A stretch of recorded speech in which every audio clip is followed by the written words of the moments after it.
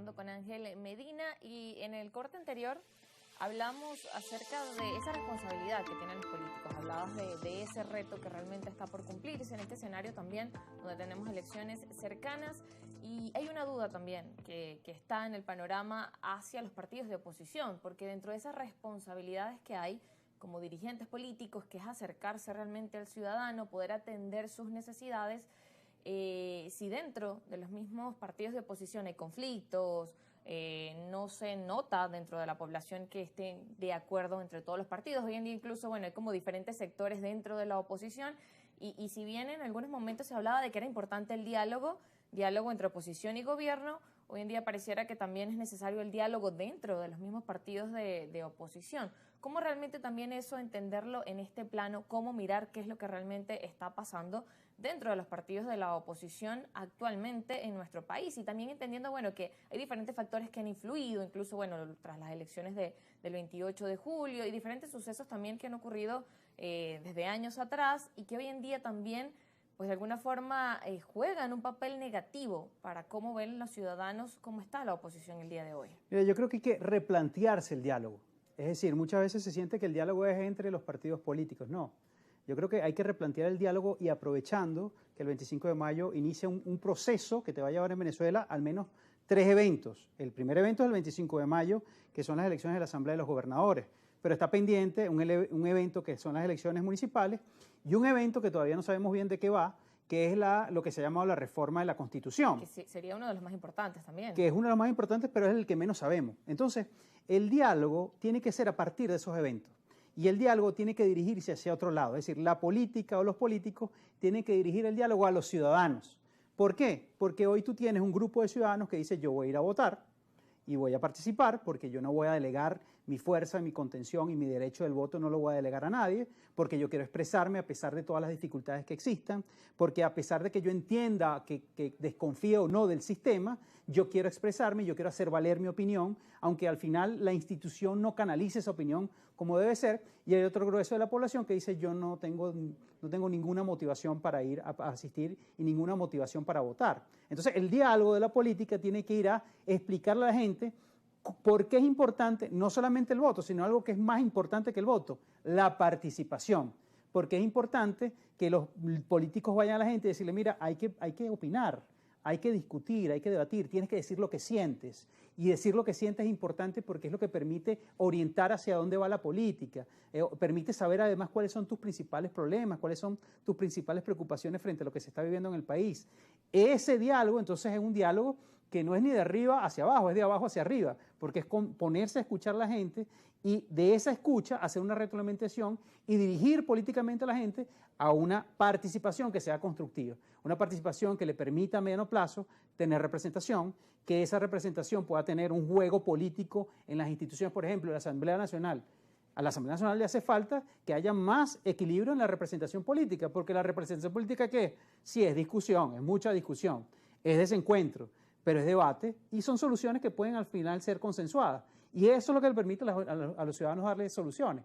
Entonces, creo que el diálogo no puede tener, es que todos estos políticos están peleados y pónganse ustedes de acuerdo, porque eso ya no está funcionando ni creo que va a funcionar en una Venezuela como esta. Es distinto. Es la política se voltea y le dice a los ciudadanos, bueno, ¿qué quieres que haga? ¿O cómo la ves?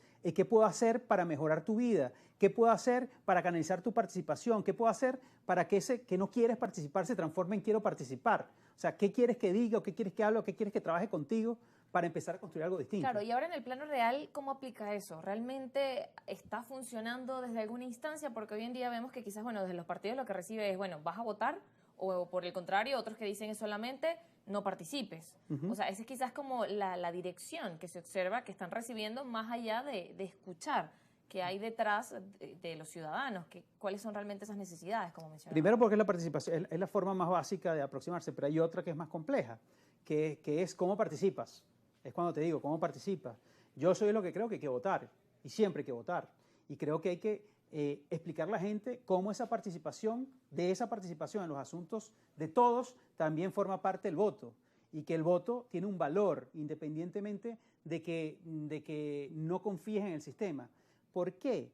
Porque al final el voto es la única acción que es segura, que es pacífica, que no arriesga tu vida, que no arriesga tu seguridad, que no depende de otro y que al final te permite expresarte. Y te permite expresarte individualmente, secretamente y directamente. Entonces, eso tiene un valor y hay que rescatar ese valor, hay que rescatarlo con mucha fuerza. Lo segundo es que para muchos políticos pareciera que todo vive, respira, nace y muere en un tuit, en una red social.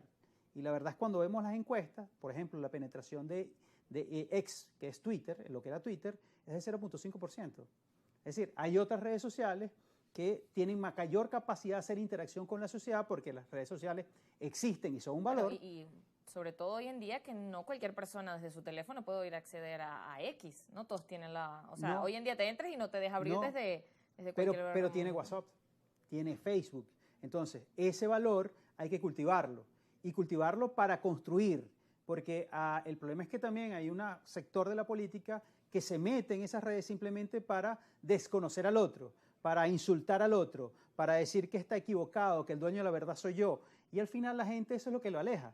Si yo viniera aquí a decirte que tú no tienes la razón, que yo tengo toda la verdad, y porque yo tengo toda la verdad, tengo el derecho de llevarte por encima y además desprestigiarte, la gente va a decir, bueno, es que esto está muy loco. Esta gente está muy loca porque yo no espero ni quiero escuchar eso. Si yo vengo en vez de decirte, mira, Soreime, vamos a trabajar para ver cómo hacemos que la participación llegue a la gente y la gente entienda que el voto es un valor y que ese voto puede servir, independientemente que no cambie inmediatamente tu vida, puede servir para lo que te decía al comienzo, para empezar a brindarnos un poquito de certidumbre. Y esa certidumbre es orden, y orden es tranquilidad. Claro, y ese orden también parte por, como decías, explicarle a la gente realmente cuál es el valor, que la gente entienda cuál es el valor del voto y por el contrario realmente qué significa la abstención. Porque hoy en día cuando vemos que hay ese llamado a la abstención, decimos, bueno, hay un plan detrás de eso, se busca algo detrás de eso y realmente me gustaría que explicaras eso. Y también otra cosa que tiene duda la gente es, bueno, quiero creer en el voto, sigo creyendo en el voto, pero...